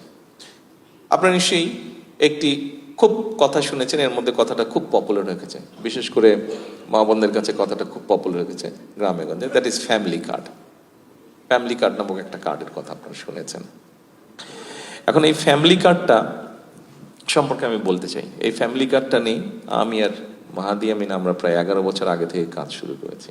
এই ফ্যামিলি কার্ডটার কনসেপ্টটা আমরা ডেভেলপ করছি। এখন বলতে পারেন যে এই ফ্যামিলি কার্ডটা বাই নাও সবাই জানেন। এই ফ্যামিলি কার্ডটা আমরা বাংলাদেশে আমরা হিসাব করে দেখেছি, যেই ডাটা আছে সেই ডাটার হিসাবে আমরা দেখেছি যে প্রায় 4 কোটির মতন ফ্যামিলি আছে।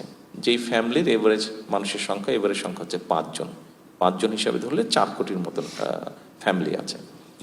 তো আমরা যেটা সিদ্ধান্ত নিয়েছি যে ফ্যামিলি কার্ডটা নামে একটা কার্ড আমরা দিব, এবং এই কার্ডটা আমরা দিব পরিবারের যে মহিলা প্রধান আছে, যিনি পরিবারটা ডে টু বেসিসে ডেইলি পরিবারটা চালান, এই মহিলার হাতে আমরা অর্থটা দিব। আমাদের যেটা রিসার্চের রেজাল্টটা বললে আমার উপরে একাংশ খুশি হয়, একাংশ খুব বেজার হয়। যারা খুশি হন তারা হচ্ছে নারীরা খুশি হন, কারণ আমাদের রিসার্চটা আমাদেরকে বলছে যে আপনি যখন একটা সাপোর্ট, ফাইন্যান্সিয়াল সাপোর্ট একজন নারীর হাতে দিবেন, সে ওটা চিন্তা ভাবনা করে খরচ করে, সে তার পরিবারের কথা চিন্তা করে, পরিবারের সিকিউরিটির কথা চিন্তা করে, ভবিষ্যৎ চিন্তা করে, সেভাবে প্ল্যান করে সে খরচ করে। আমরা যতই বলি, অনেকে বিভিন্নভাবে বলে যে না নারীরা অত চিন্তা করে না, কিন্তু নারীরা কিন্তু ঠিকই চিন্তা করতে পারে। তারা প্ল্যান ওইভাবেই করে সেই অর্থটা, সে রিসোর্সটা সেভাবে ব্যবহার করে। ছেলেদের ক্ষেত্রে দেখা যায়, ছেলেদেরকে একটা রিসোর্স দিলে ছেলেরা একটু গিয়ে গল্প গুজব করে বন্ধু বান্ধব নিয়ে রিসোর্সটা নষ্ট করে ফেলে। তো আর সব ক্ষেত্রে হয়তো না, কিছু কিছু এক্সেপশনসও আছে, বাট ওভারঅল রিসার্চ তাই আমাদেরকে বলে। তো সেই জন্যই আমরা সেই জন্য না, অ্যাকচুয়ালি ব্যাপার হচ্ছে আরেকটা বিষয়। দেখুন আমাদের সামাজিক প্রেক্ষাপটে যেটা হচ্ছে যে 20 কোটি মানুষ, আমরা যত যে যাই প্ল্যান করি না কেন, এই 20 কোটি মানুষের দেশটা যদি আমরা চিন্তা করি, দেখেন মালয়েশিয়া বিশাল একটা দেশ, কিভাবে ল্যান্ড ওয়াইজ বিশাল, কিন্তু পপুলেশন কত এখন? 2.5 কোটি, ওদের 3 কোটি পপুলেশন। 3 কোটি মানে ঢাকা শহরে যেই পপুলেশন থাকে, ঢাকা শহরে বোধহয় 3 কোটির বেশি পপুলেশন থাকে। মানে পুরা মালয়েশিয়াকে আপনি ঢাকা শহরে নিয়ে আসেন, সাইজ অফ দি ঢাকা শহর মালয়েশিয়া। কিন্তু আপনি যদি ওভাবে চিন্তা করেন, তার মানে 20 কোটি মানুষ, ইটস এ হিউজ কান্ট্রি। 3 গুণ ইউকের, 3 গুণ ইউকের মানুষ হচ্ছে 7 কোটি, বাংলাদেশ হচ্ছে 20 কোটি মানুষ, কাজে ইউকেরও 3 গুণ বড়। তার মানে কত বিশাল একটা দেশ। এখন এই দেশটি আপনি যতই পরিকল্পনা করেন, আপনি যদি একটা অংশকে, অর্থাৎ 20 কোটির মধ্যে 10 কোটি নারী, এই নারীকে যদি আপনি পিছনে ফেলে রাখেন, তাহলে তো আপনি এগোতে পারবেন না। ইভেন আপনি আপনার সংসার নিয়ে কথা চিন্তা করে দেখেন না কেন, আপনার নিজের ফ্যামিলি নিয়ে চিন্তা করে দেখেন, আপনার এবং আপনার ওয়াইফ দুইজনে যদি মিলিতভাবে সংসারটা রান না করে, আন্ডারস্ট্যান্ডিং এর ভিত্তিতে যদি রান না করে, আপনার বিভিন্ন রকম সমস্যা হবে, সংসারে হবে না। ঠিক দেশটা কিন্তু এরকমই একটা বিষয়। এবং এই নারীদেরকে আমরা এম্পাওয়ার্ড করতে চাই। দেশনেত্রী বেগম খালেদা জিয়া যখন দেশ পরিচালনা করেছিলেন 91 এবং তারপরে 2001 সময়, উনি দুটো যুগান্তকারী পদক্ষেপ নিয়েছিলেন। সেটা হচ্ছে নারীদের শিক্ষা কিন্তু উনি ফ্রি করে দিয়েছিলেন। প্রথমে 1 থেকে 10, পরে ক্লাস 12 পর্যন্ত উনি ফ্রি করে দিয়েছিলেন নারীদের শিক্ষা। এই মেয়েরা কিন্তু শিক্ষিত হয়েছে। এখন এদেরকে আমাদেরকে এম্পাওয়ার্ড করতে হবে অর্থনৈতিকভাবে। এর ভিতরে আমরা আরেকটি সিদ্ধান্ত নিয়েছি যে আমরা এই মেয়েদেরকে আমরা আরো এডুকেট করতে চাই, এবং তার হিসাবে আমরা ডিগ্রি পর্যন্ত মেয়েদের ফ্রি করার চিন্তা করেছি, পরিকল্পনা করেছি। মেয়েদের শিক্ষা ব্যবস্থার ডিগ্রি, দেশনেত্রী খালেদা জিয়া ইন্টারমিডিয়েট পর্যন্ত করে গিয়েছেন, ওই লিগাসিটিকে টেনে আমরা ডিগ্রি পর্যন্ত নিতে চাচ্ছি। এবং অ্যাডেড যেটা করতে চাইছি,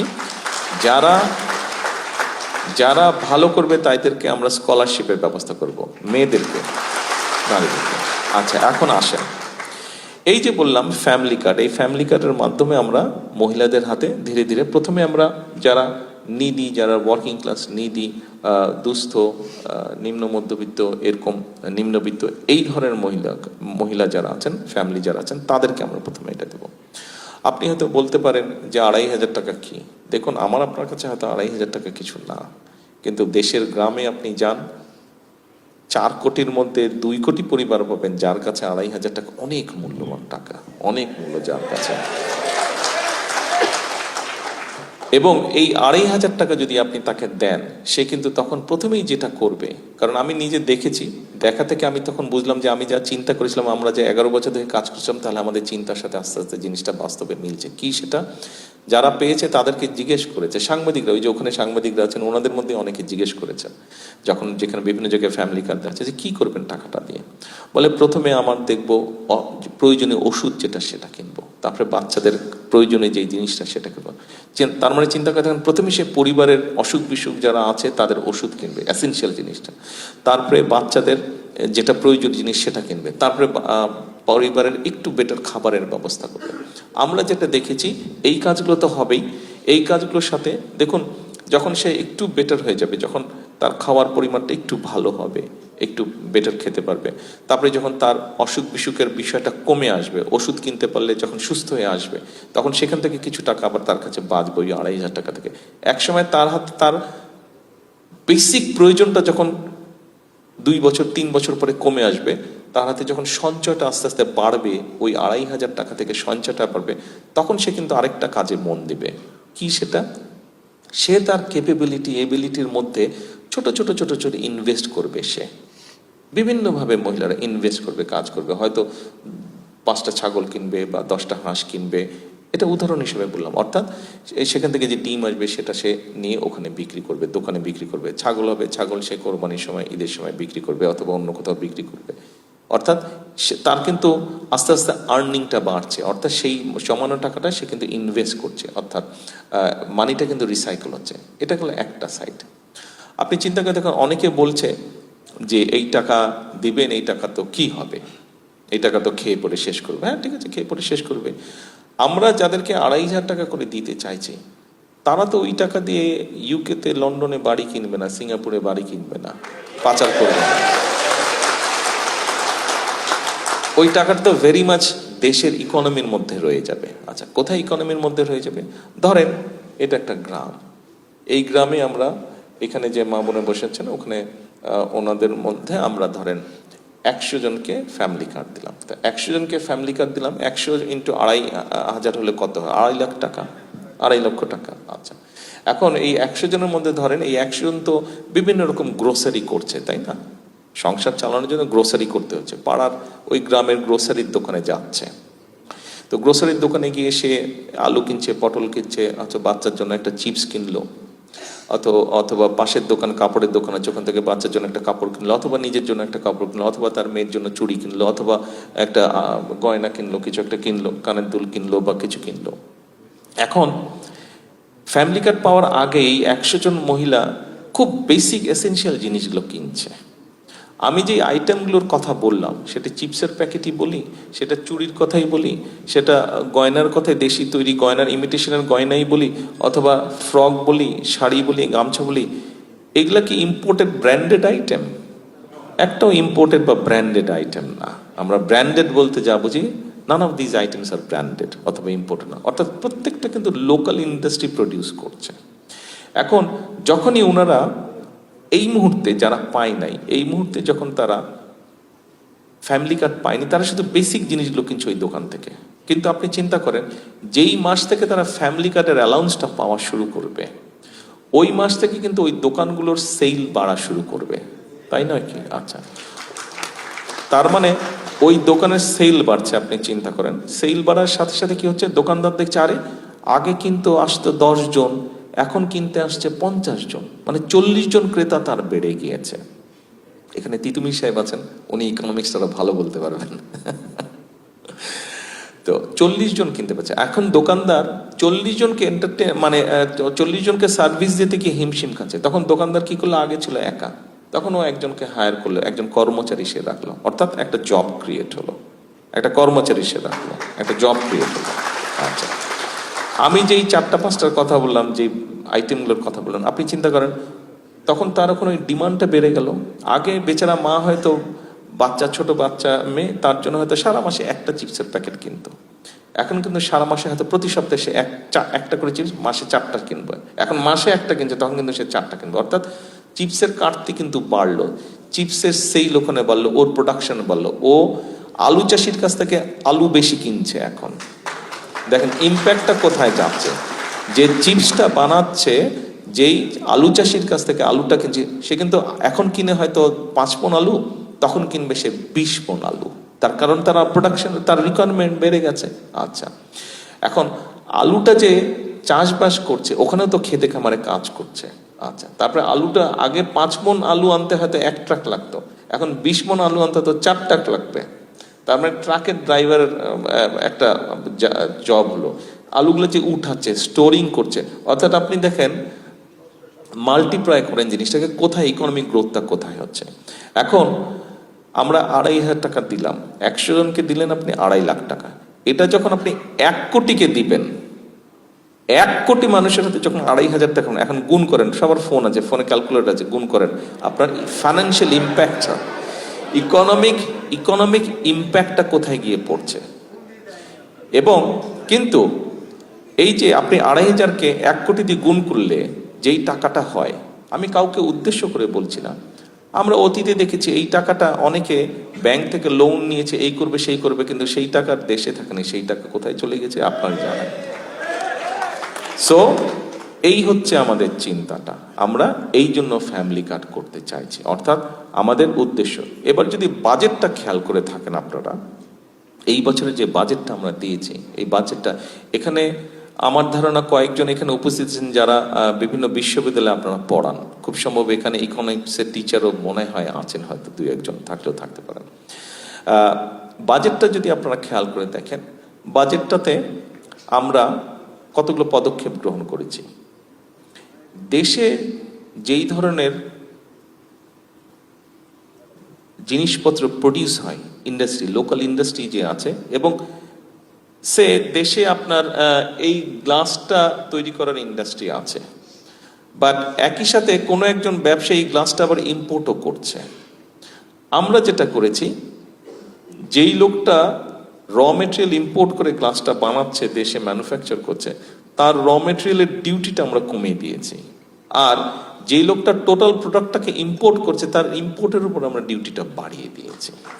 অর্থাৎ আমাদের উদ্দেশ্যটা হচ্ছে লোকাল ইন্ডাস্ট্রিটাকে সাপোর্ট দেওয়া, লোকাল ইন্ডাস্ট্রিটাকে সাপোর্ট দেওয়া। কারণ লোকাল ইন্ডাস্ট্রি যদি সাপোর্ট দেয়, গ্রো করে, আমার বেকার ছেলেমেয়েরা চাকরি পাবে, আমার ইকোনমি গ্রো করবে। এটাই হচ্ছে আমাদের উদ্দেশ্য, এটাই হচ্ছে আমাদের লক্ষ্য। প্রিয় ভাই বোনেরা, এটা খুব সংক্ষেপে 2 লাইনের মধ্যে বাজেটের একটি বিষয় আপনাদের সামনে তুলে ধরলাম। বাজেটের আরেকটি ঘটনা বলি। বাজেটের আরেকটি ঘটনা হচ্ছে যে এখানে দেখেন অনেকে, যে উনি আইফোনে রেকর্ড করছে, খুব সম্ভব একটা কন্টেন্ট মেক করবে উনি, আরো কয়েকজনকে আমি দেখছি এখানে করছে। ওইদিকেও ক্যামেরার পাশাপাশি মনে হচ্ছে সাংবাদিক ভাইদের কাছেও মনে হচ্ছে কয়েকজন মোবাইলে রেকর্ড করছে। ওনারা নিউজ কভার করছে, ওখান থেকে আবার কেটে কেটে ছোট ছোট কন্টেন্ট বানাবে। আপনার ভিয়েতনাম গত বছর খুব সম্ভবত, রেহান আমাকে প্লিজ কারেক্ট করে দিন, তারা বোধহয় প্রায় $100 মিলিয়ন আর্ন করেছে কন্টেন্ট মেকিং থেকে। $100 মিলিয়ন আর্ন করেছে কন্টেন্ট মেকিং থেকে শুধুমাত্র। আমাদের ছেলেমেয়েরাও অনেক জিনিস ছেলেমেয়ে আছে আমাদের।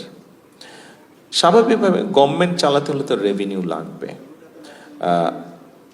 এমনি চিন্তা ভাবনা হয়েছিল যে কন্টেন্ট মেকিং, বিশেষ করে মানে যারা কোম্পানির জন্য কাজ করবে কন্টেন্ট মেকিং এর জন্য, তাদের উপরে 7.5% একটা ট্যাক্স চিন্তা ভাবনা করা হয়েছিল।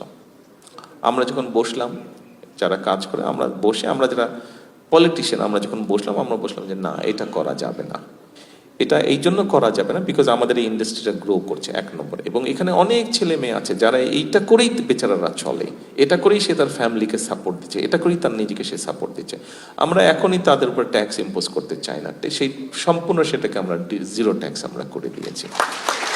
অর্থাৎ এই আইটি সেক্টরটাকে আমরা গ্রো করতে চাই। আপনারা যদি আইটি সেক্টর নিয়ে আরো যেসব বিষয় আছে বাজেটে, আইটি সেক্টরে যদি যান, দেখবেন যে সব জায়গায় ট্যাক্স উঠিয়ে দিয়েছি আমরা, অথবা ট্যাক্স রিডিউস করে দিচ্ছি। প্রত্যেকটা আইটেম উঠবে, সেটা ল্যাপটপ হোক, কম্পিউটার হোক, সব জায়গায় কিন্তু কমন হচ্ছে সব জায়গায়।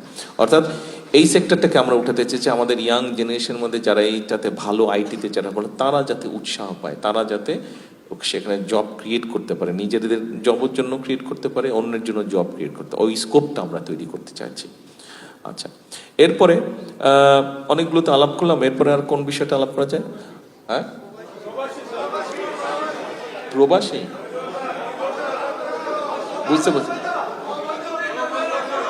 কৃষি কার্ড, প্রবাসী কার্ড।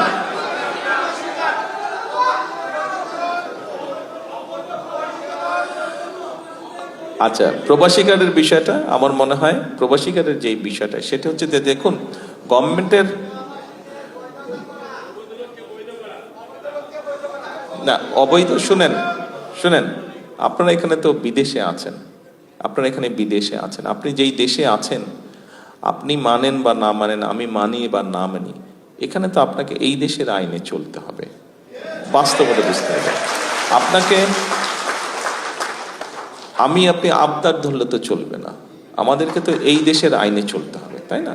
এখন প্রথমেই আমি যেই কথাটা বলেছি, আগামীকাল ওনাদের সাথে আমরা কথা বলবো, অসুবিধা আছে আমরা সেগুলো তাদেরকে আলাপ করব, তাদের সাথে আমরা তাদেরকে বোঝানোর চেষ্টা করব, কিন্তু তারা তো আর তার দেশের আইনের বাইরে যাবে না, তারা তাদের দেশের আইনের বাইরে যাবে না, তারা তাদের দেশের আইনের ভিতরে থাকবে।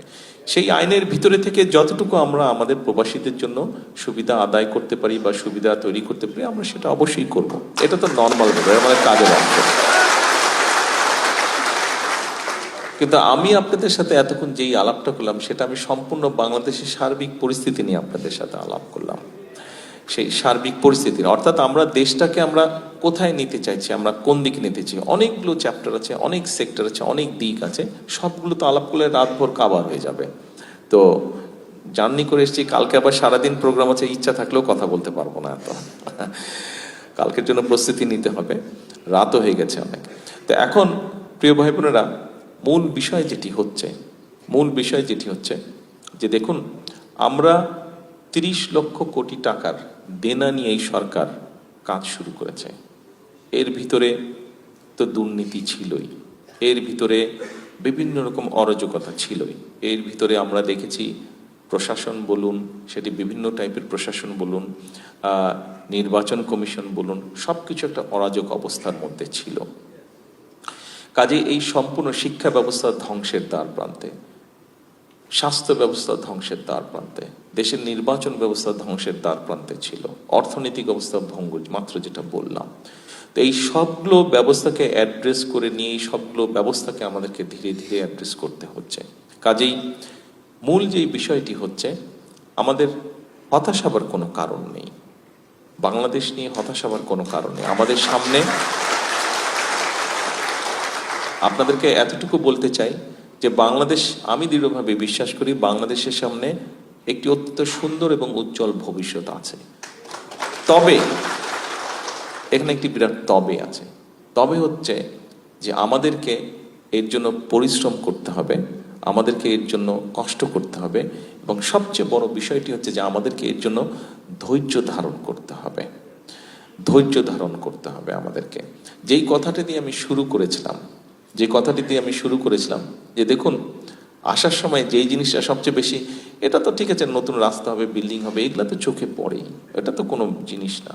কিন্তু যেই উদাহরণটা আমি আপনাদের সামনে দিয়ে শুরু করেছিলাম, যে ঢাকার থেকে রাস্তাগুলো অনেক পরিষ্কার লেগেছে আমার কাছে, এবং এই পরিষ্কারের সহায়তা কিন্তু, বা পরিষ্কার করার কাজটা কিন্তু আমার দেশের ভাইরাই করছে। কাজে আমার কথা হচ্ছে, আমার দেশের ভাইরা যদি এখানে পারে, তা আমরা দেশে কেন পারবো না, দেশে কেন করব না? হ্যাঁ,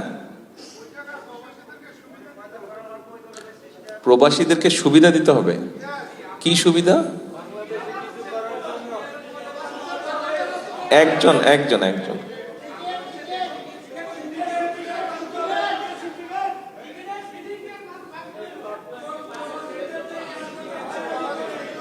আচ্ছা ভাইরা, সবাই একটু চুপ করবেন। আমি এটাই চাচ্ছিলাম, এই যে এখন মাত্র এই গত কয়েক সেকেন্ডে যে ঘটনাটা হলো, এই ঘটনাটা আপনাদের সবাইকে দেখানোর জন্য আমি এটা চাচ্ছিলাম। কি সেটা জানেন? আপনারা সবাই একসাথে কথা বলেন, কেউ কাউকে কথা বলতে দিচ্ছেন না, আপনারা সবাই কেউ কাউকে কথা বলতে দিচ্ছেন না। তার ফলে কি হচ্ছে জানেন? কোনোটাই হচ্ছে না, কারোটা কেউ বুঝতে পারছে না, কারোটা কেউ শুনতে পাচ্ছে না, এবং আমিও কিছু করতে পারছি না।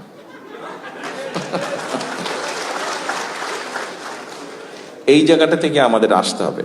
প্রিয় ভাই বোনেরা, প্রিয় প্রবাসী ভাইয়েরা, দেখুন আপনারা আমার বিগত এক যুগ সম্পর্কে আমার উপর দিয়ে কি গিয়েছে, আমার পরিবারের সাথে কি হয়েছে, কম বেশি একটা ধারণা আপনাদের আছে। আমি কয়েকদিন আগে বাংলাদেশে বেশ কিছু সাংবাদিক ভাইদের সাথে আমি কথা বলছিলাম। সেখানে আমি একটা কথা বলেছিলাম, সেখানে ওনাদের সকলের সামনে আমি একটি কথা বলেছিলাম। দেখুন, বিশেষ করে 1/11-এর পরে এবং তারপরেও বিভিন্ন সময় কতগুলো ঘটনা ঘটেছিল আমার সাথে, কতগুলো ঘটনা ঘটেছে আমার মায়ের সাথে, কতগুলো ঘটনা ঘটেছে আমার বাবা ভাইয়ের সাথে, বিভিন্ন ঘটনা ঘটেছে। আপনাদের হয়তো ভুলে গেছেন, সেই সময় হয়তো অনেকেই দেখেছেন, বাট এখন ভুলে গেছেন। আম্মা একবার না ভুলে গেছেন, যেটা আমি বলবো ভুলে গেছেন, ভুলাটাই স্বাভাবিক। সেটা হচ্ছে আম্মা একবার খুব অসুস্থ হয়ে গিয়েছিলেন। সেই সময় একটি হসপিটালে অ্যাম্বুলেন্স চাওয়া হয়েছিল, তারা অ্যাম্বুলেন্সটি দেয় নাই সেদিন।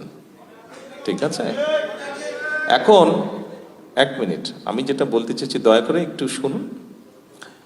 তারা সেটি দেয়নি অ্যাম্বুলেন্সটি। এখন আজকে এই মুহূর্তে বিএনপি দেশ পরিচালনার দায়িত্বে আছে, I am the prime minister.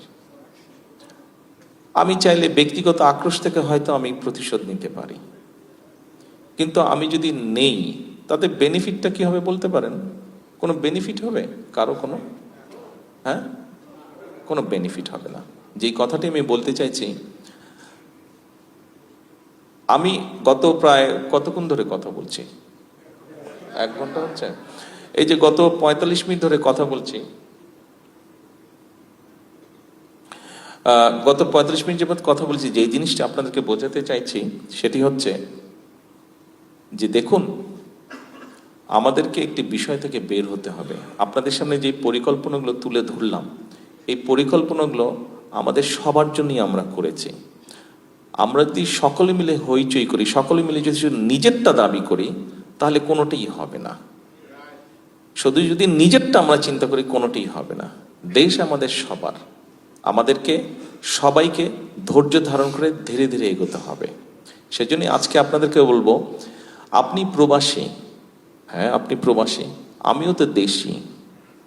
আপনার যেরকম দেশের উপরে দাবি আছে, আমার উপরে দেশের উপরে দাবি আছে, রাইট? আসেন না কথাটাকে চেঞ্জ করি। আমরা দাবি কথাটা কেন আমরা বারে বারে বলি, কেন আমরা ভিন্নভাবে চিন্তা করি না? আমরা দাবিটাকে ভুলে গিয়ে কেন আমরা বলি না, প্রবাসী হিসেবে আপনার যেরকম দেশের প্রতি কর্তব্য আছে, দেশি হিসেবে আমারও তো দেশের প্রতি কর্তব্য আছে। আসুন না আজকে আমরা আমাদের কি দাবি আছে সেটা থেকে বেরিয়ে এসে আমরা চিন্তা করি আমাদের কি কর্তব্য আছে দেশের প্রতি, what we can do for the country.